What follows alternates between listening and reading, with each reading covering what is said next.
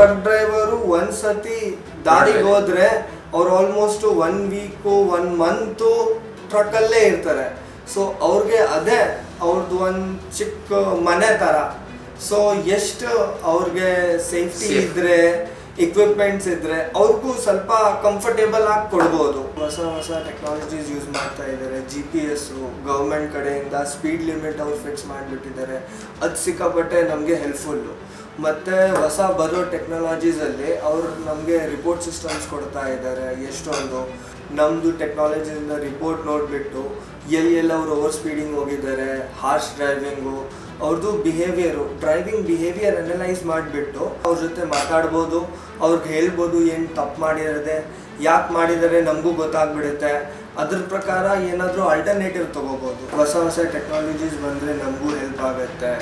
ನಮಗಿಂತ main truck ಡ್ರೈವರ್ಗಳೂ safety ಆಗಿರ್ತಾರೆ. ಅದು ಸೇಫ್ಟಿ ಇದ್ದರೆ, ಟ್ರಕ್ ಡ್ರೈವರ್ದು ಸೇಫ್ಟಿ ಇದ್ದರೆ, ನಾವು ಸೇಫ್ ಇದ್ದರೆ ಕಸ್ಟಮರ್ದುಗೆ ನಾವು ಸರ್ವಿಸು ಚೆನ್ನಾಗಿ ಕೊಡ್ತೀವಿ.